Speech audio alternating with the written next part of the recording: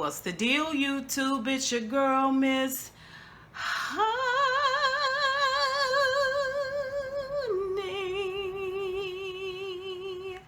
Welcome back to the channel, you guys. It is your girl, MizHoney. I hope you guys are having a fabulous Labor Day weekend. It's the last holiday of the summer. The weather outside, at least in Georgia anyway, is absolutely gorgeous. Not too hot, not too cool, just right. Of course, I am here to do the final review for season 1 of P-Valley. This is the season finale episode, episode 8, and it is entitled Murda Night. And it's a type of double entendre in that it is about Lil Murda in Mississippi and them doing these life-changing performances on stage, her dancing and him rapping. That's supposed to just catapult both of their careers into the stratosphere, right? But also it's Murda Night because we know someone's going to die in this episode. We know that the girls are all going to go to a funeral at some point in this episode. We just don't know who or what funeral they're going to, right? Okay, so let's get into it. We see where Autumn is still in the cloud room, aka the champagne room, aka the Jaguar room, aka the blue-white room with Montavious Hill. And we're finally learning a little bit more about Autumn / Haley outside of them daydreams she be having, them little visions, the memories of what went on in her past. We get to get a little bit more detail. We learned that Haley is a former corporate accountant, which is why she knows so much about money. We know that in total, Haley has taken from the money transfer places $250,000 of Montavious Hill's money. We learned that the night that the storm happened, she was fighting with Montavious about what? I think it was about the money. I think it was about the fact that with her brains and her beauty, she had talked one of the other accountants into building her these offshore accounts. And Montavious recites his name, and it's an African name, I believe. And he knows that the money that she took was divvied up over 7 accounts. And so he was watching those accounts. And when she went and hit one of those accounts for $9,000, that first $9,000, it left a trail. And that trail is what led him to her, which, you know, we had already surmised a few episodes ago that it was going to lead this danger individual back to Autumn, right? But he confirms this information. He also confirms for us that he is a part of a larger organization. It's kind of like the mob, it's kind of like the mob in that he is like one of the lieutenants. You know what I'm saying? He like a made man in this situation. And he lets us know that he's not alone, that his brothers, you know, and I think they call it deltas because he got a ring on that has the delta symbol on it. Y'all check out these symbolisms. We see a lot of symbolisms in a lot of these shows now. Check out these symbolisms, okay? I don't care how small, check them out now. Means something, right? And so yeah, so he's wearing this ring with this delta, and he said, well, you know, I'm not alone. My boys, you know I'm here, and they don't think they not willing to burn this place down. Basically, like, you know, we all got our eye on you. Like, you ain't just take from me. What you took from me affected, you know. And so, you know, someone takes a knock at the door, and she runs to go for the door, and he yokes her up and got her, and she can't breathe, and the person is just continuing to knock on the door, and she said, you're never gonna get your money if you kill me now. He let her go. And she reminds him about the cameras are everywhere. There's cameras in there. He said, yeah, that's why I need you to get dancing. Get the dancing. Get your A out here in front of me and get the dancing and make everything look like it's copacetic ASAP, right? And so she starts to do her original autumn dancing. You know, that old lackluster, dry, ashy dancing. Okay. And she is thinking the whole time she is dancing. Let's talk about Mercedes. At the same time, Mercedes is dancing for the coach. You know, the coach came in to see her dance by invite, right? So he down there on special invitation. So she take him back to another room and she dancing for him. And basically, she is dancing for him because she want to proposition him to give her, since he's already been so generous and so kind and so sweet, you know. She's smoozing, right? She's smoozing because she needs some money. And she want to know if he'll give her 10 grand. 10, you know, just off the strength of us knowing each other, give me 10 grand. And she tells him that she had the money that she needed for her studio. This money is for her studio. But she lost the money. And she got half of it. She just needs somebody to get her the other half for her studio, right? And so he tells her, yeah, I'll give you the money, but you got to make me a partner in your studio. And she's like, hell no, hell no. He tell her, when she said hell no, he said, well, you can take the other option, which is to let me get you this condo on the lake and a seat in the skybox, and you come see me every game, you know, and sit in the skybox and look pretty and fine as hell. And she was like, I wonder what your wife would think about this. And he said, she already know. She already know. So let me get this straight, Mercedes. Haley gonna give you the other 10. She gonna give you the other 10 free and clear. No strings attached per se. And you gonna turn that down. Now you too good for that. But you not too good to dance for this man and basically beg him to give you 10 grand. Like, you rather hustle this dude. I don't get it. I don't get it. Like, you already knew from his previous proposition that he wants you to sell a part of yourself. He wants you to take a piece of your soul out and give it to him outright, or for the low price of 10 grand, or a condo, or a seat in the skybox. You rather do that? You rather take a chance on that than have this guaranteed money that Autumn was gonna give you? It don't seem smart. You kind of made it seem like you knew the game. Like, you know what I'm saying? That part threw me off. Like, I don't like how they playing Mercedes out. I don't care for it. Mississippi and Murda. And Murda is getting ready to go out, right? And Mississippi walk on the other side of him, and she hold his hand, and we finna do this. And he walks out, and he got the fur coat on. Evidently, Clifford had given him that fur coat, you know, to wear, one of his costumes to wear. And so they get out on stage, and they look good. They look good. Mississippi got on this black. It kind of looked a little bit like a bolero jacket, but it's, you know, of course it's not as much material, and then it's got feathers coming out the side like Maleficent, you know, and, you know, kind of crowning her a little bit, like a collar, feather collar almost. And so he got on these shiny liberati Archie tight, skin tight pants, and then bare chest and gold teeth and gold necklaces and his fur coat on, and the crowd is going crazy, and he come out banging, you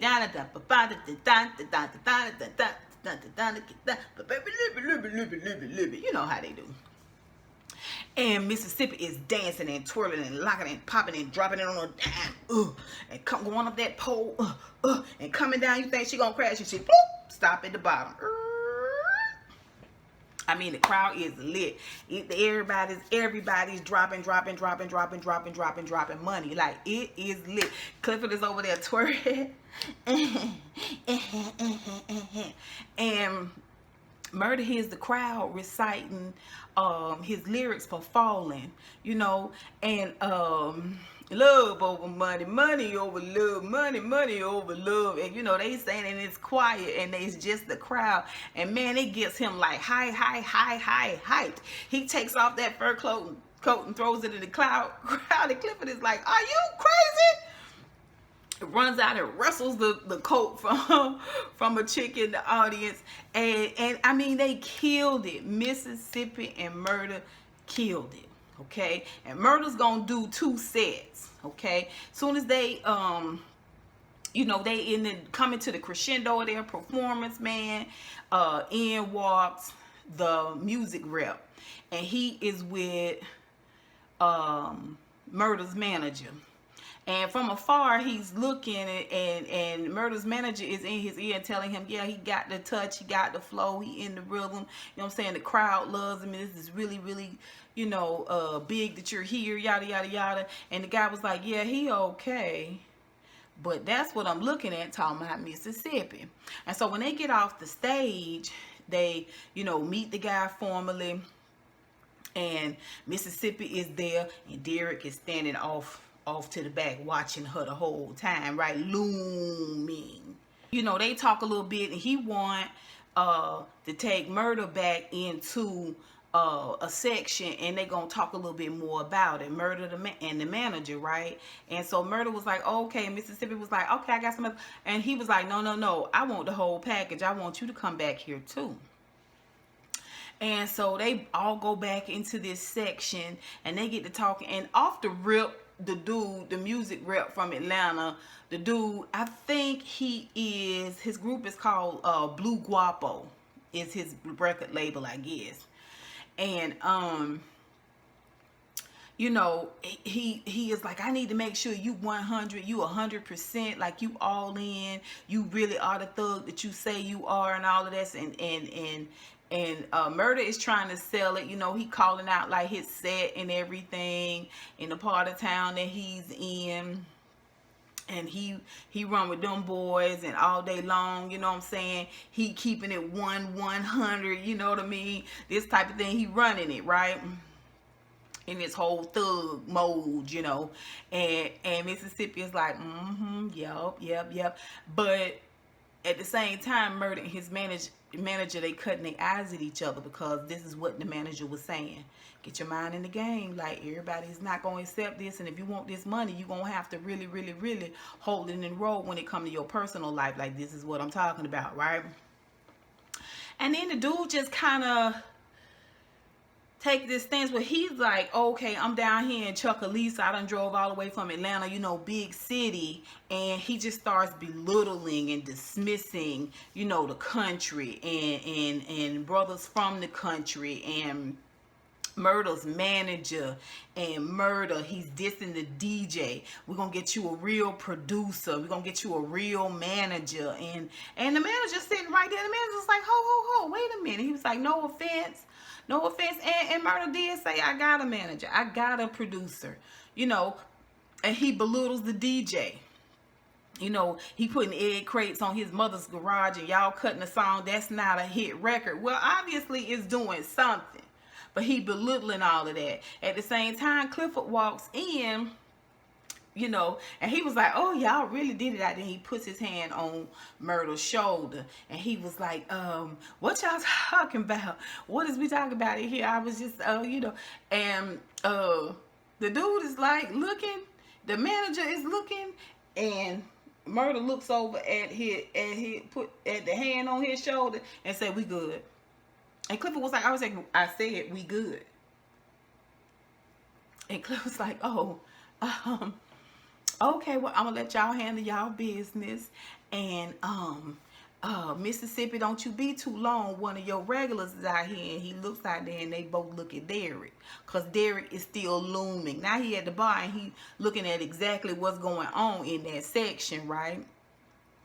And so instantly Murda feels bad, like he's in this weird position. He came from this high, and now this guy is talking crazy. Normally he would pop off, but he can't pop off because it still is money in play, and his boy has already told him hold it in the road, right, to get this money. At the same time, he feeling bad about what he just did to Clifford. Now, the dude started running down, started being super, super homophobic and using the F-bombs and all of this stuff. And it was just this moment where you can hear all of this vile stuff that he was saying, about homosexuality, they taking over and all of this stuff. And so Murda don't say nothing. It was Mississippi that defended Clifford. He told him, he said, watch your mouth. She said, watch your mouth talking about my boss, because and then what she said was kind of like a couple of bars, like, she was rhyming and she spit like a couple of bars, like to check him in this way that he could understand. You know what I'm saying? Let me drop a couple of bars of knowledge on you about that one right there. You know what I'm saying? He will get to it with you verbally. Like verbally, he will give you them 2 shots to the dome, right? And so the dude is like, oh, you got bars in you. So I'm thinking to myself, Mercedes, Mississippi must have wrote that song. She must have wrote that song, because she kind of quotes the song, while they're having this jovial moment where they think they both about to be put on. She kind of, quotes it a little bit. And the guy starts big up at her. He was like, you sound like you got some bars in you. You sound like you got this talent and all this stuff. You need to let me put you on. And if you Black Barbie, you would be a part of you'll be a part of my team, and I could really, really put you on. All that bull crap they tell you, and this is the game, because he pushing this whole 360 deal and all of this stuff. It's some bull crap. It's some bull crap. It's some bull crap. Get you some lawyers and go over your paperwork. Don't sign nothing without a lawyer. I'm telling you that 110%. Don't let nobody shame you into not getting a lawyer. It's cool to have a lawyer. Okay, if you got $500 for a necklace, you got $500 to put a retainer down on a lawyer. That's all I'm gonna say about that. And so as she getting all butted up, child, Derek is at the bees, because the section is kind of walled off a little bit with these bees, these 1970 bees, and Derek is standing on the other side of these bees like a little lost puppy, and he is saying, Mississippi, can I talk to you for a minute? And she was like, not now, we handling business. He was like, Mississippi, but I want to talk to you for a second. She said, I said, not now! And he was like, ooh. And then she closed it on out with this dude, and she goes on out. And the guy tells Murda's manager that that he said, well, you seem like you're more interested in Mississippi than you are in little Murda. And the dude, Blue Guap dude, tells him Murda, dudes like him come a dime a dozen. But that Black Barbie right there, I can ride her all the way into the sunset, making me money all the way. See, you just gonna be trading one violent ass pimp for another violent ass pimp. For another dude that's gonna be tearing you down. That's gonna be riding your hips into the sunset while you make him money. You gonna be some other dude's cash cow. You know what I'm saying? Like, get your own, Mississippi. Get your own. Okay, I don't want to just do it right now. Let's just calm down. Okay, let's just bring it down. And so Derek gets Mississippi out there. I want you to come home with me now. I can't come home with you now. I still got to get this money, Derek. And Derek said, you don't need this money. You come home with me right now. And she was like, I'm not coming home with you right now. Derek, just calm down. You go on home and I'm not leaving here without you. And he got her hemmed up on the side of the DJ booth. Okay, he got her hemmed up. And she is... And he tell her, you getting in the car with me right now. If you know what's best for you, and you know what I mean, you going to get in the car with me right now. She said, but I don't want to go home with you. You need to come home with me. And she was like, I don't want to go home with you. And he said, you know what? I'm finna go take a leak. And you best to get your stuff like I told you and be in that car when I get out. If you know what's good for you. At the same time, Diamond sees it all. Now, Diamond is supposed to be on his way somewhere. They've been calling for Diamond all night.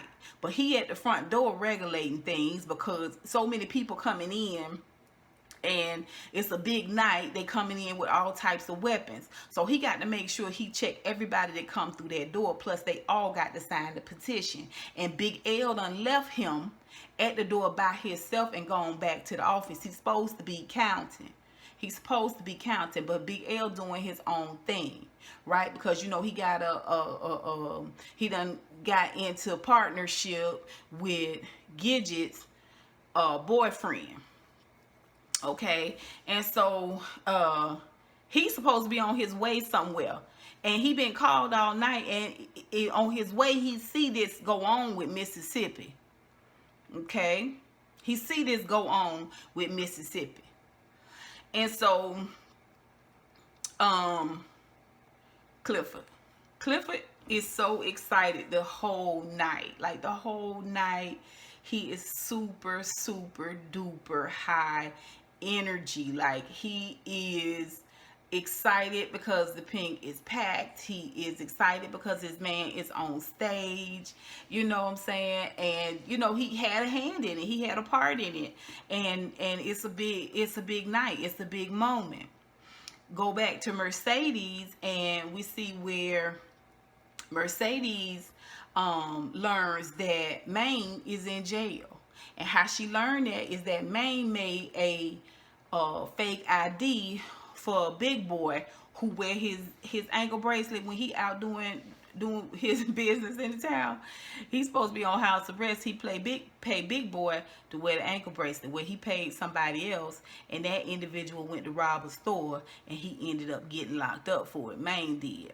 But he made him this ID so he could bring Mercedes something, and what he brings her is the wanted poster, the missing poster of Haley, and the picture of her is on it. And so when he knocks on the door and she talking to the coach, big boy knocks on the door and she talking to the coach, and shows her the paper, and she sees on the paper that it is Autumn, and she sees where in one of the pictures on the poster she sees that she's wearing a ring with that Delta emblem. And she remembered the dude, when he was giving her that stack, had the Delta emblem ring on his finger. And she realizes something ain't right. Now, Clifford had already been back to the money room and talked to Big L. And Clifford already seen on the camera where Autumn is so desperately trying to get someone to come in there. She done took off her top seat because it's no titties and no tequila tonight, right? Remember, Mayor Ruffin is going to shut them down immediately if he finds out that they showing both titties and drinking tequila. And so when he see that, he tell Big L to call Diamond and go and to go in that room and you know, put the kibosh on it. This is her way of trying to, you know, signal somebody danger. And so he tell Big L to call Diamond. Big L called Diamond, but Diamond is super busy at the door because it's jam-packed, and Big L said, I'll go myself. But instead of him going, he get a text from Gidget boyfriend. He out back with a truckload of product for him to hide. And he decided to go do that instead of going into the champagne room where Autumn is. Okay, so Clifford feel like he done took care of what was going on in the room, and Diamond feel like that Big L took care of what was going on in the champagne room, but in reality ain't nobody took care of it. Mercedes immediately after she tells the coach that she gonna have to think on the situation for a little bit to see if it's all worth it. I'm like, girl, bye. And she runs straight to the money room, knocking. No Big L, no Diamond, no nothing. She gets it in her head that she's gonna go in that room, and she gonna save her friend herself. And so she takes a drink and 3 glasses and knocks on the door. When knocks on the door, Montavia say, "Not now. We busy in here." And she say, "Bottle service." And he gets up and goes to the door. Autumn tried to go, but he was like, "Hell no." goes to the door, and she's standing there. She said, bottle service, it come with the room, and it come with another set of titties. And so she goes on in the room. He don't really want her there. She pours the drinks and gives him the drink first, and she's standing in front of Autumn. Now, I thought for sure she was going to have that gun in the back. But she don't have much room to put no gun back there. Anyway, it would have been cool, though, if she had the gun back there, and then Autumn got the gun and pulled it up and then shot the dude. That didn't happen. Like I said, none of the signals to Big L worked, okay? And we see where Clifford, after he has gotten snubbed, he goes back into the part of the office where him and Lil Murda got busy, and he can't even look at that doggone jukebox, baby, because when he think about how Lil Murda had him pushed over the top of that jukebox and had him grunting to the moon like that, he is so disgusted, because here's a dude that belittled him and dismissed him publicly. I thought he cared about me. I thought he cared about my feelings, and he takes him 2 shots of liquor. Well, when Lil Murda got up and walked off, he went straight to the office to talk to Clifford. And Clifford, I tell you, he cut him up one side and down the other, baby, and drug his entrails all across that doggone office. Ooh, it was brutal. And Clifford ended up having Lil Murda crying with tears in his eyes. He was so upset. He wanted to say, please don't break up with me. Please don't leave me. He just starts telling him, you know, this is why you were doing it, huh? All of this is why you were doing it. And he was like, no, I'm sorry. I didn't know what else to do. I mean, I don't know what else. And he said, you know what? You Lil Murda, and you made me fall in love with Lil Marcus. Okay, I want Lil Marcus back, because this Lil Murda character, I don't want no parts of it. The person I love is Lil Marcus, but evidently Lil Marcus is gone. You get out of here, and don't you come back. Ooh, I tell you, that broke Murda's heart. That broke Murda's heart. He was like, I didn't mean it like that. Please understand, please. It was a good moment when he said, I don't know how to be any other way. I don't know. I mean, this is all I know. You know what I'm saying? Hiding it. And this is what I do. But not really, because you haven't technically been hiding it. Like, you've been moving real sloppy out there, Murda. So, yeah. What I'm gonna say that about Murda. Let me say this about Clifford. At the same time, you told him that y'all gotta keep it under wraps. Like, it's not safe. You was so amped up, you forgot yourself too. And when you went in there and sat down and put your hand sat down next to him and put your hand on his shoulder like that, you had to know that it was a problem. You had to know that it was going kind of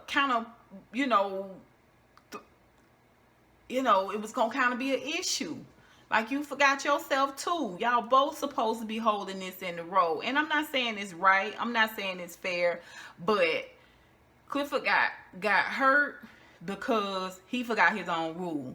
And Murda been sloppy all along. All along he been sloppy. I mean, we at the point really where he might as well go ahead and come out. Really. He might as well go ahead and come out, because the way you feeling about Clifford, you ain't gonna be able to hold it in the road. You ain't gonna be able to hide it. And what this dude is telling you is that he don't want no in between type dude, and he don't like gays. So I mean, you kind of setting yourself up for the failure. But it was a good moment. It was a good scene. Murda was practically begging Clifford not to do this, not to break up with him, and to understand. But Clifford wasn't hearing that. He was so hurt. He just took both barrels out and he drug him. He drug him hard. Like I said, Lil Murda had tears in his eyes. He really, really did. Okay, so Mercedes is in the room. And when Clifford goes in initially to lick his wounds a little bit, he sees on the camera after he sends Lil Murda on out that now Mercedes and Autumn in the room, and Autumn still got her titties out. He's like, oh hell no. And he calling for Diamond and calling for Diamond. And Diamond was like, I thought Big L was going to take care of that. And he called for Big L and called for Big L, and Big L don't answer. Okay, so they done collected all these weapons, and when he looks in there, he's like, hell no, because he also see Montavious Hill is in there, and he looming, and it kind of looked like they in trouble. Pulls out a gun out of one of them guns they done pulled off of somebody and cocks it, and he finna go handle it himself. Same time, Diamond's coming around to see what's going on. He see Keyshawn, and he see where Derek go to the bathroom to take a pee, and he go into the bathroom to confront Derek, and Derek is like, this is none of your business. And Diamond was like, it is my business. You know what I'm saying? You seem like you like mishandling and mistreating women, you know. And Derek is like, you don't want no part of me. I was like, Diamond's gonna snap your neck. He's gonna beat you within an inch of your life, sir. No, it was a tussle. It was a tussle. He didn't just knock Derek out in one fell swoop. They wrestled, and Derek hit him 1 to the head, 2 to the body, and he hit Derek 2 to the head, 1 to the body, and Derek got a gun that he done came in there with, and he pulls the gun, and they wrestling over the gun and fighting, and a shot rings out, and they falls out. And when the shot rang out, Murda had just come on stage for his second set, and he comes out, and now he's doing his cornbread rap, you know, the rap about the cornbread and the long bread and all of that. And then he done dropped down on the floor, and he doing push-ups, you know what I'm saying? And the crowd is hype and hype and hype. When they hear these gunshots, everybody take off running. And they and Derek and Diamond wrestle with the gun, and they out now in front of the stage, and they shooting and fighting, and people are running out. And as people are running out, Big L in the back, he sees the people running out. He's like, oh hell. He runs back inside the building, and Diamond and Derek is still tussling and all of this, and wrestling over the gun and fighting and black eyes and all of this stuff. And in the room, in the champagne room with Mercedes and with Autumn, Mercedes done broke a glass box, took that bottle and broke it when he was like, I want you to get out of here right now. She was like, but you still got more champagne to drink, and he pours it out on the floor. And so she was like, well, do you want me to bring him some more champagne, or would you like something darker this time? And then she takes that bottle and cracks it over the side of the table, and takes the sharp end and starts to try to cut him. And he takes it and gets her yoked up and puts the bottle to her neck. And Autumn is like, no, don't do that. Don't kill her. Don't do it.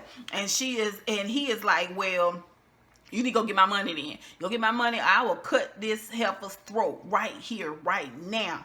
And he said, and then my boys are coming. Don't think you not being watched, and you haven't been followed, and people don't know I'm down here. I will have them come down here and set this place on fire and burn it to the ground after I bathe everybody in here in this whole blood. She was like, I go get your money.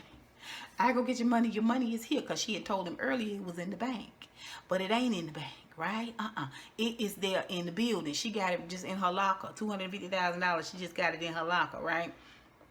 Now remember, she done gave Keyshawn the key to the locker, and so he tell her she got 5 minutes to go around there and get that money and get back. You know they wear them like 9-inch heels, and she go to running and skipping and sliding and all down to the locker, and she gets down there to the locker, and when she pulls that money bag out, and she also gets her clothes, the jeans and a sweater she came there in, and she puts all that stuff on.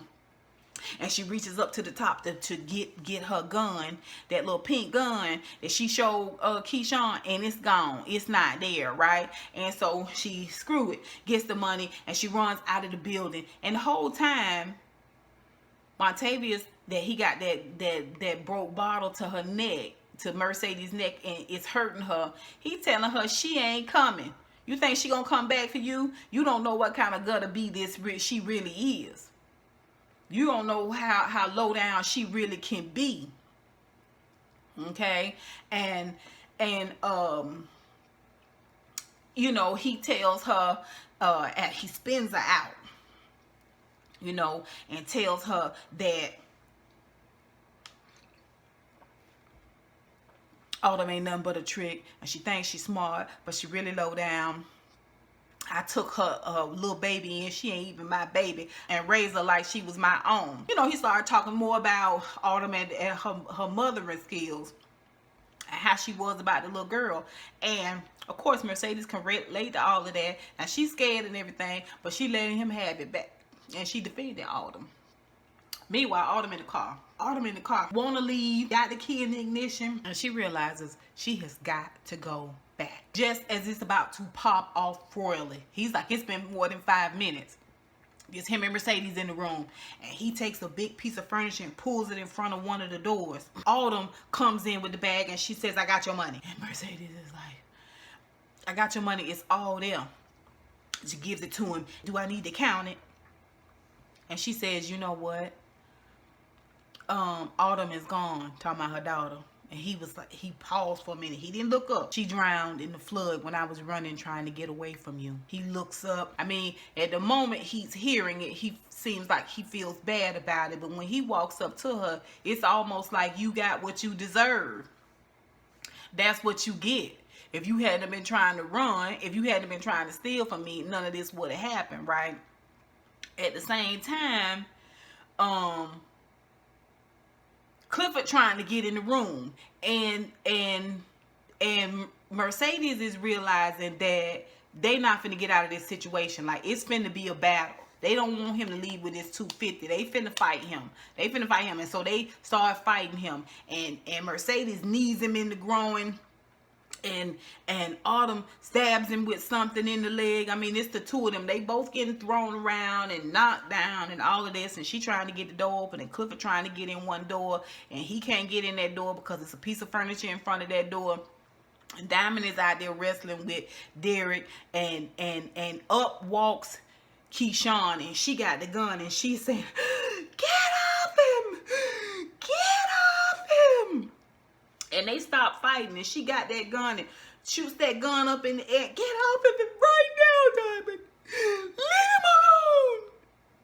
And Diamond looks up at her, and in this moment, you see the moment that he gets cut and wounded by her actions.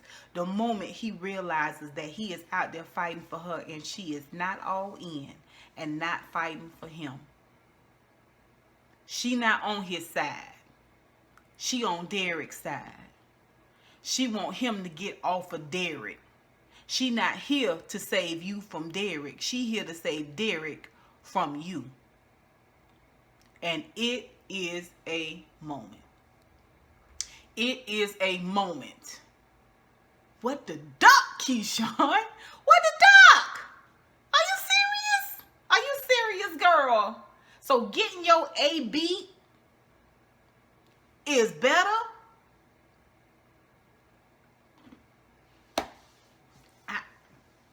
Maybe because he the father of her children. I don't know. I don't know. All I'm saying is this don't make no sense, sis. What you doing right here don't make no sense. At the same time, Diamond hear a gunshot pop off in the champagne room. Okay, because Clifford done made his way in the champagne room. Mercedes done found a way to let him in, and he got in some type of way, and they all in there fighting and tussling with Montavious Hill. And remember, Clifford got a gun, and he shoots the gun off. And so Diamond don't have time to talk with Keyshawn or reason with Keyshawn. He finna leave both of them ninjas right there. Y'all can kill each other for all I care. He runs and gets the gun they was arguing over. And Derek is laid out, passed out on the stage because he was finna get beat within an inch of his life. Even though he did give Diamond a run for his money. Diamond runs off to the champagne room. And you know, he is in full military mode. And he goes to the door, and just as he gets to the door with the gun, 3 shots rang through the door. Choom, choom, choom. See where the shots run clean through the door, and there's light peering in through the other side. And Diamond gets behind the wall. He almost just got his face shot off. He gets behind the wall, and it gets quiet a little bit, and he still hears this kind of scuffle and it's moving around. And as he looks down underneath the door, he sees all this blood kind of creeping from underneath the door. Next time we look up, we see grandmother Ernestine on the front porch, and she crying. She crying and listening to the radio about the Pynk going up on auction. Something happened the night before, and 12 people were hurt. They don't say nothing about nobody being killed, but 12 people were hurt. End of an era and all of this stuff. And she dressed all in black and crying. Okay. Clifford come out. He dressed sharp as a tack. He ain't got his wig on today. He got his natural Clifford. And of course he got that beard all etched out. And then he got old mourning, cap of mourning on his head. Eloquently looking all sharp and beautiful. And cocked to the side. And, you know, like a little bit of mourning and a little bit of dynasty, darling.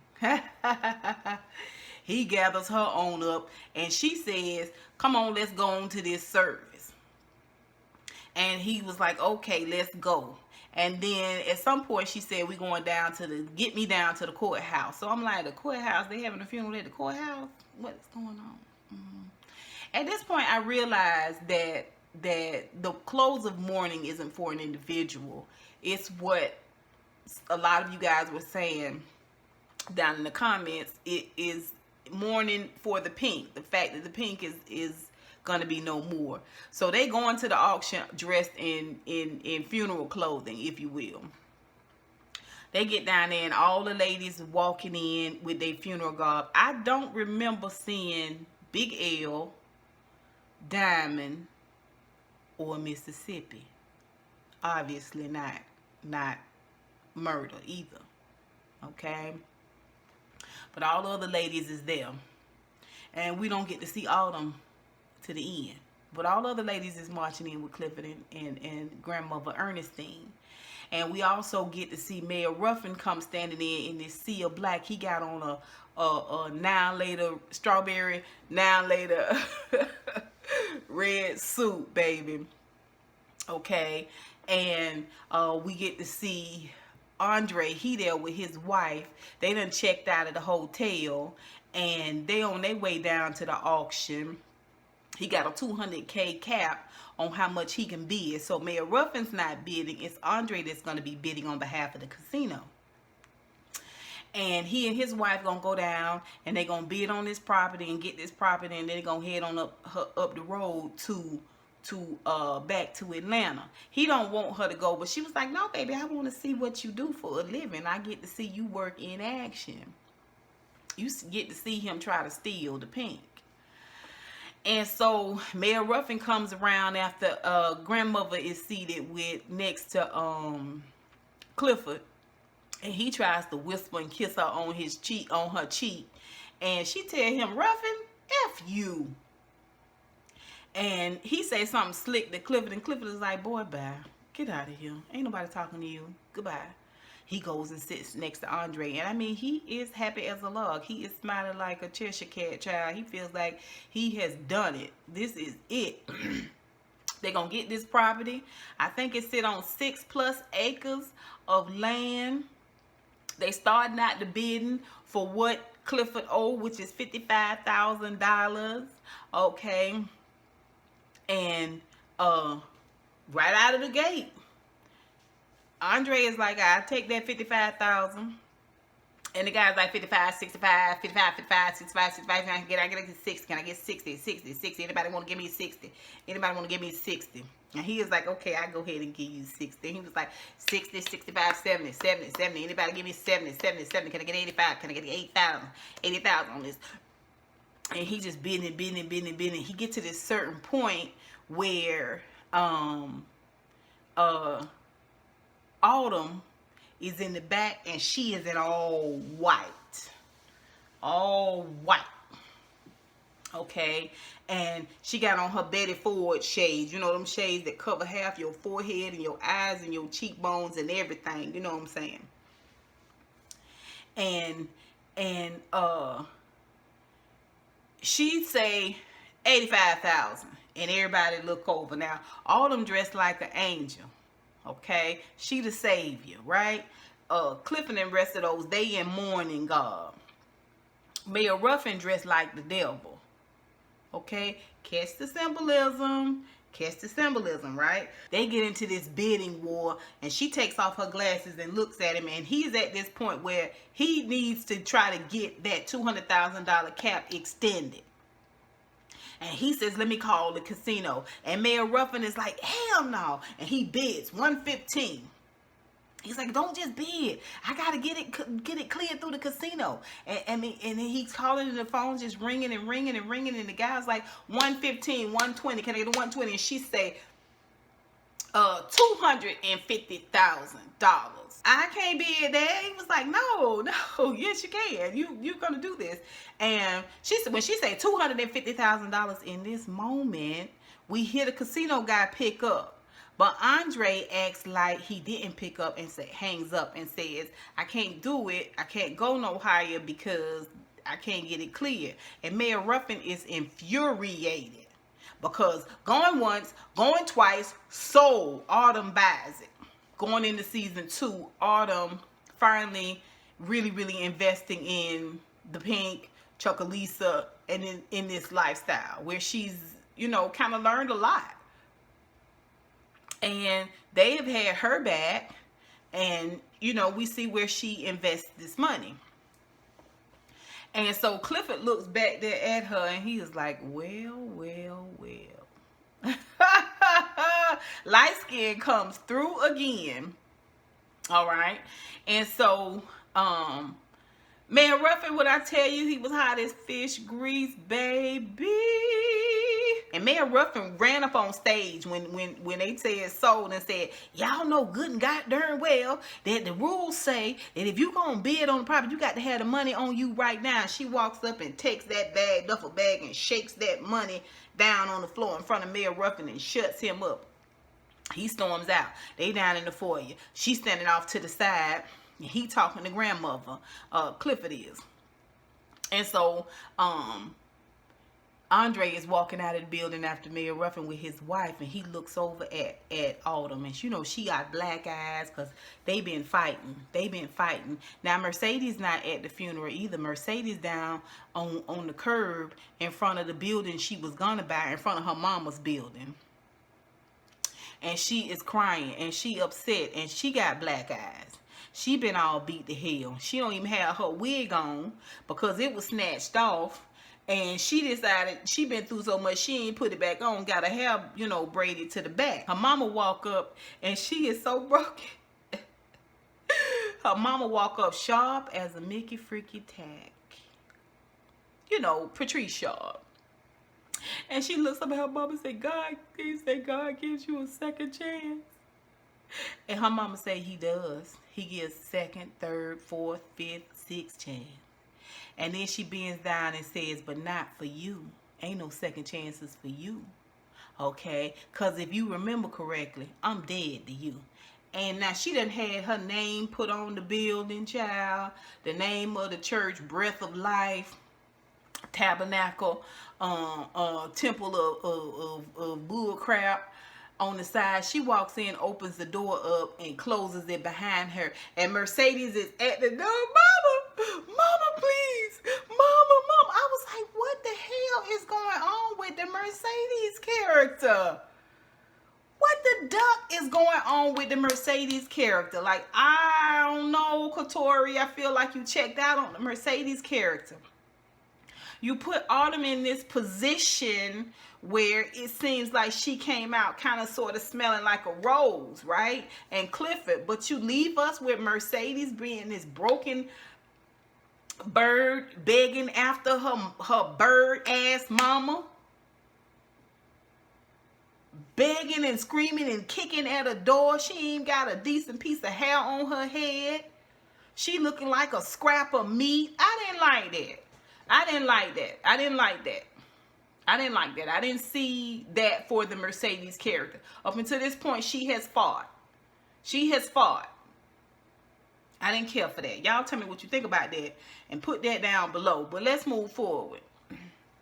So they are now down at the Pynk. Autumn, grandmother, Ernestine, and Clifford. Clifford is sweeping up. And grandmother's behind the bar making drinks. She makes Autumn a drink. Autumn tells her she don't drink no more. I don't drink. In walks Mercedes, and grandmother done made Clifford a drink too, and now she on stage dancing, and Clifford sees Mercedes coming. He was like, Lord, is you ever gonna get your last dance in? It's supposed to be this funny moment. So we see Clifford, we see Mercedes on flanking him on one side, we see Autumn flanking him on the other, and Autumn calls him partner.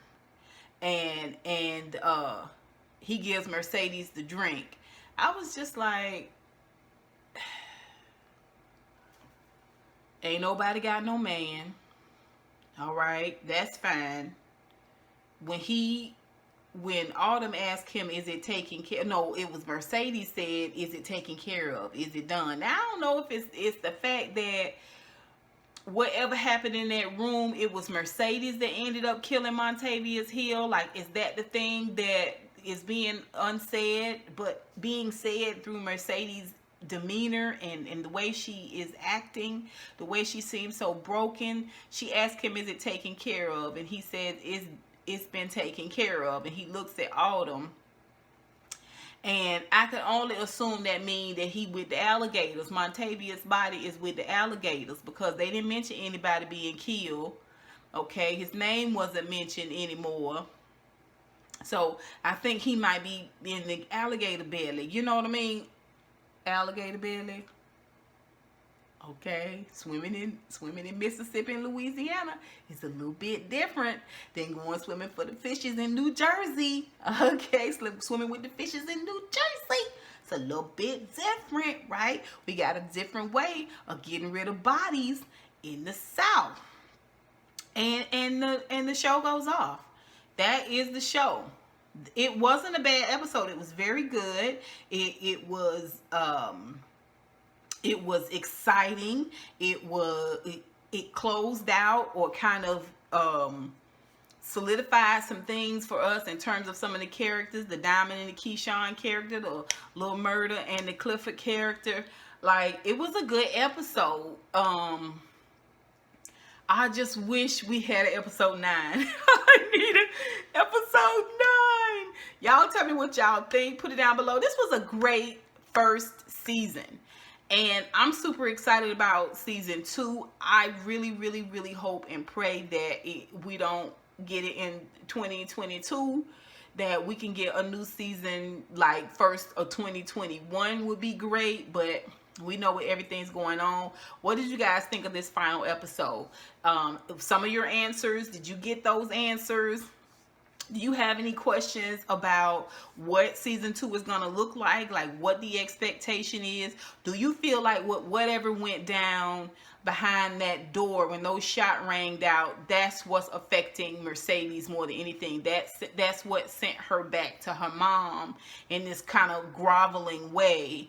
Is that what weakened the Mercedes character, or shook the Mercedes character to the point where we saw her in this last episode towards the end? What do you guys think about Autumn? Like, what do you guys think the Pynk is going to look like? What do you think is going to happen with Mayor Ruffin and Andre? Y'all tell me what you think. Y'all put it down below. And until next time, honeybees. Mwah, mwah, mwah. Ah.